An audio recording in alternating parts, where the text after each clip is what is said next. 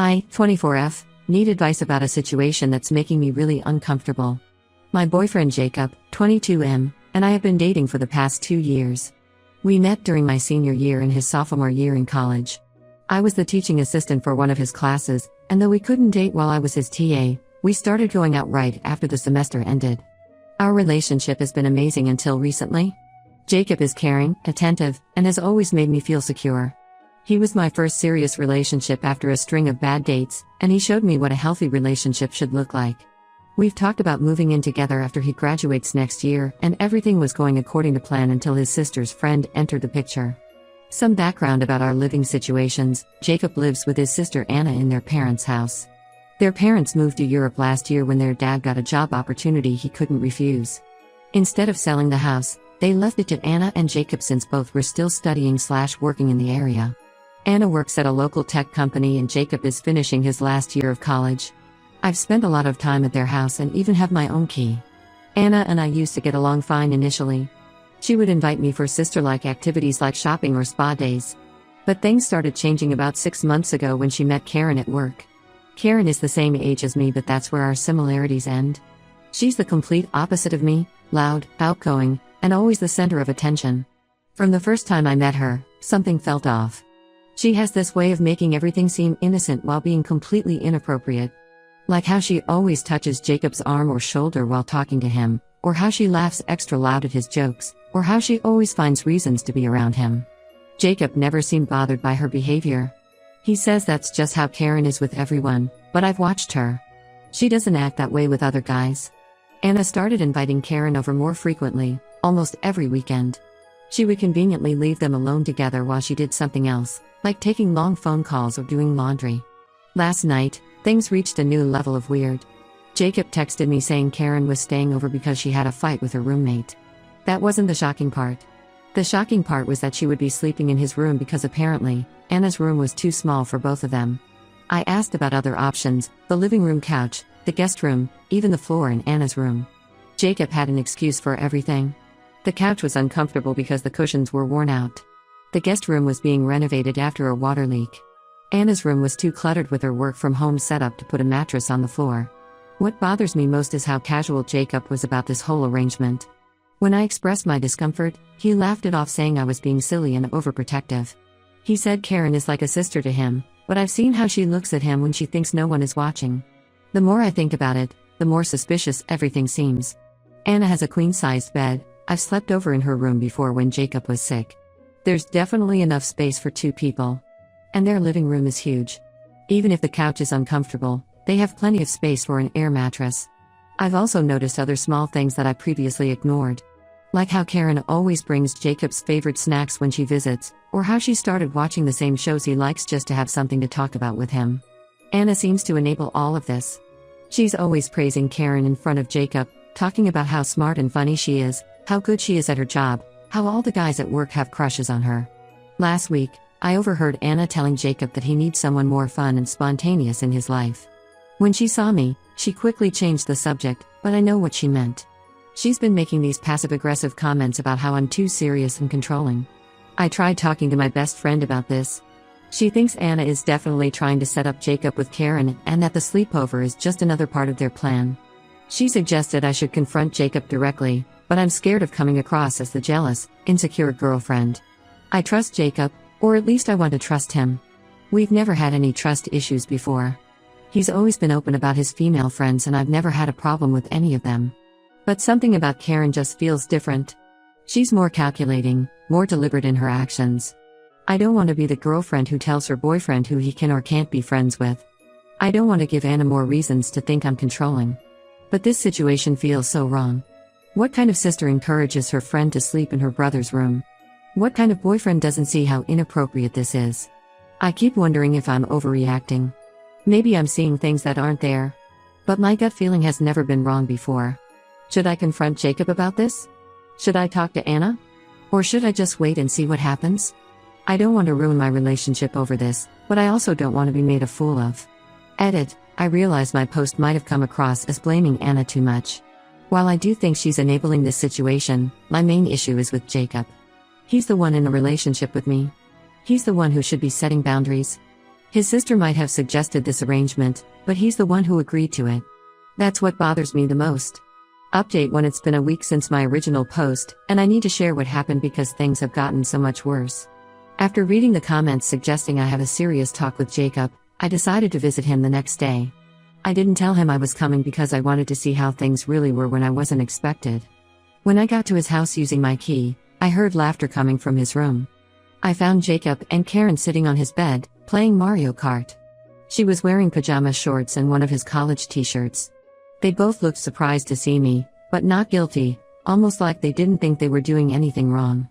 Jacob quickly explained that he had slept on the floor the previous night while Karen took his bed. But something felt off about the whole scene.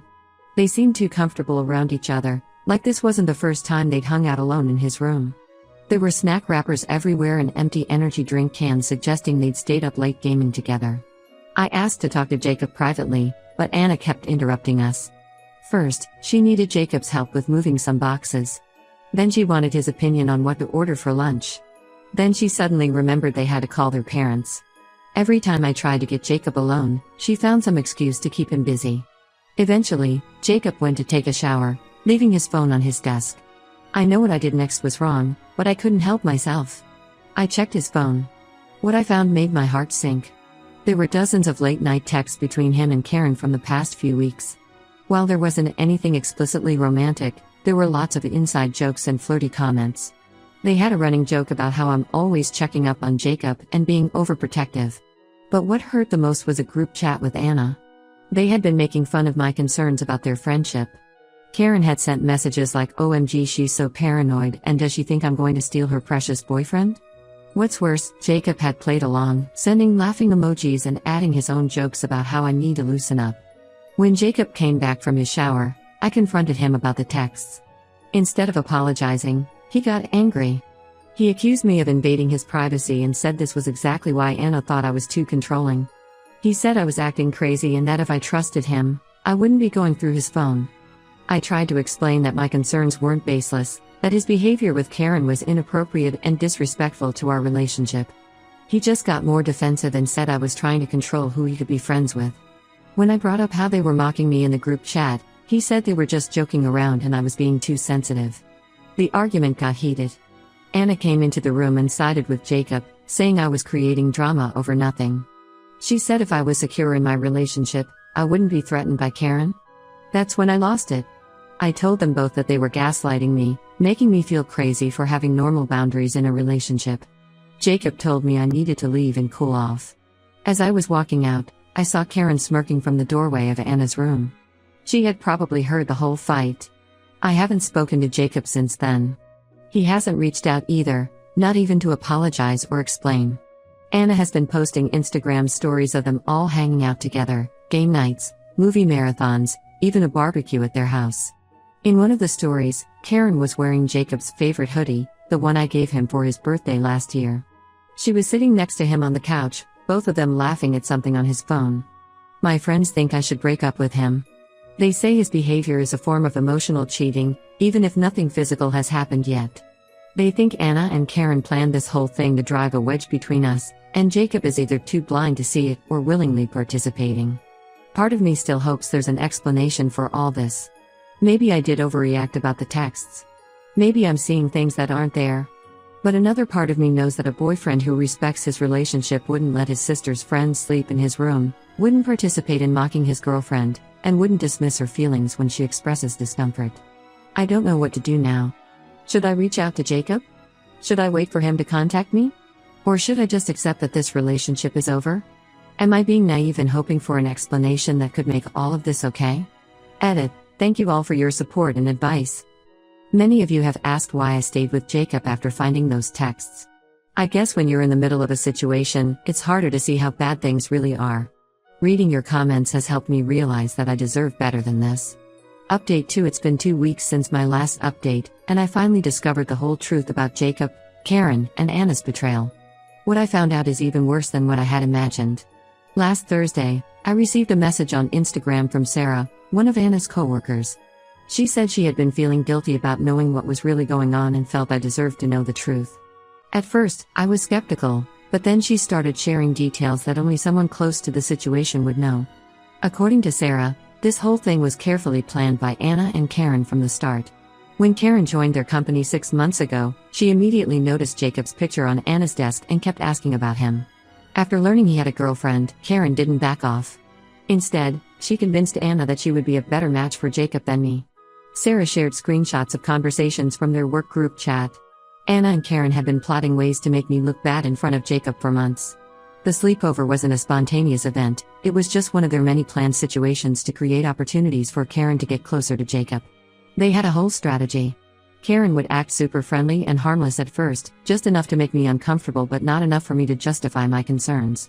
Then she would slowly increase her flirting while Anna made comments about how I was too possessive and controlling. They knew I would eventually react, and they used my reactions to prove their point about me being insecure and jealous. But here's the worst part, Jacob wasn't an innocent victim in all this. Sarah revealed that Jacob had been aware of their plan for at least 2 months. She sent me pictures from a party at their office last month. There were multiple photos of Jacob and Karen kissing in the parking lot. This happened while he was still with me, while he was still telling me I was paranoid and imagining things. The photos were timestamped 3 weeks ago, right around when Karen started staying over more frequently. There were also screenshots of conversations where Jacob actively participated in their plans, suggesting ways to make me feel insecure without being too obvious about it. When I confronted Jacob with all this evidence, his response made me sick. Instead of apologizing, he turned it around on me. He said my suspicious nature and controlling behavior had pushed him towards Karen. He claimed Karen understood him better and didn't try to restrict his freedom like I did. He actually had the audacity to say that if I hadn't been so paranoid about their friendship, maybe he wouldn't have developed feelings for her. According to him, my constant questioning and suspicion created a self-fulfilling prophecy. He said Karen made him feel free and appreciated, while I made him feel guilty and controlled. Anna joined in the conversation, saying she had only wanted what was best for her brother. She said she had seen how unhappy Jacob was with me and thought Karen could make him happier. When I pointed out that they had manipulated and gaslighted me for months, she dismissed it as just trying to help Jacob break free from a toxic relationship. The most ironic part? Sarah told me that Karen has a history of doing this. At their previous workplace, she had done something similar with another co-worker's boyfriend. Sarah only found this out recently when she mentioned Karen to a friend who worked at Karen's old company. Looking back, I feel so stupid for doubting myself. All those times I felt crazy for being suspicious, all those times I apologized for being too controlling, they were manipulating me the whole time. They made me question my own judgment while they laughed about it behind my back. I've saved all the evidence Sarah sent me, though I'm not sure what I'm going to do with it. Part of me wants to expose them all, show everyone what they did. But another part of me just wants to move on and forget this whole nightmare ever happened. Either way, at least now I know the truth. I wasn't crazy, paranoid, or controlling. My instincts were right all along. I just wished I had trusted them sooner. Edit, many of you are asking why I haven't exposed them yet. I'm still processing everything and deciding what to do next. But don't worry, I won't let them get away with this. Update 3. It's been 3 months since my last update, and a lot has changed. After Jacob blamed me for his cheating, I blocked him, Anna, and Karen on all social media. Jacob tried to reach out through mutual friends, sending messages about how he had made a mistake and wanted to talk. I refused to engage. Some of our mutual friends chose sides, most supported me after learning the truth, but a few sided with Jacob, saying I should have been more understanding. Last week, I heard some interesting news from my college friend Emma, who still works at the campus cafe where Jacob hangs out. According to her, Jacob and Karen's relationship crashed and burned spectacularly. Apparently, Karen started flirting with Jacob's best friend Tyler about a month ago. Jacob caught them making out at a party at his house, in his room, of all places. The irony of the situation wasn't lost on anyone. The same guy who told me I was too suspicious and controlling caught his new girlfriend cheating on him in the exact same room where this whole mess started. From what Emma told me, Jacob caused a huge scene at the party, shouting about how Karen had betrayed him and how Tyler was never really his friend. The aftermath has been messy. Anna is stuck in an awkward position at work since Karen is still her coworker. She tried to get Karen transferred to a different department, but their manager refused to get involved in personal drama. Now Anna has to see Karen every day, knowing she hurt her brother the same way she helped hurt me. Sarah, who originally exposed their plot to me, told me that Karen has been telling everyone at work that Jacob was too clingy and possessive, the exact things he accused me of being. Apparently, she's been complaining about how he constantly checked her phone and questioned her about male friends. Karma really does come around. I heard Jacob tried to reach out to me again after this happened, probably looking for sympathy or trying to apologize now that he knows how it feels. I maintained my no contact policy. My life has moved in a different direction now. I graduated and got a job offer in a different city. The distance has helped me gain perspective on everything that happened. Sometimes I still think about how differently things might have turned out if Jacob had been honest from the start, or if I had trusted my instincts sooner. But then I remember their betrayal, the screenshots, the photos, the gaslighting, and I'm grateful I discovered their true colors before things got more serious. The whole experience taught me valuable lessons. Trust your gut feelings, they're usually right. Don't let anyone make you question your sanity or judgment. And most importantly, don't waste time trying to fix a relationship with someone who doesn't respect you enough to be honest. Emma says Jacob has been telling people he regrets everything and wishes he could take it all back. Anna apparently isn't speaking to Karen anymore and has been trying to rebuild relationships with family members who cut her off after learning what she did. But honestly, I don't really care what any of them are doing now. Their drama isn't my problem anymore. I'm focusing on my new life, my career, and the people who stood by me through everything. Sometimes the best revenge is simply moving on and being happy without them. Edit. Thank you everyone for your support throughout this journey. Your comments helped me stay strong when I was doubting myself. To those asking, no, I haven't responded to any of Jacob's attempts to contact me, and I don't plan to.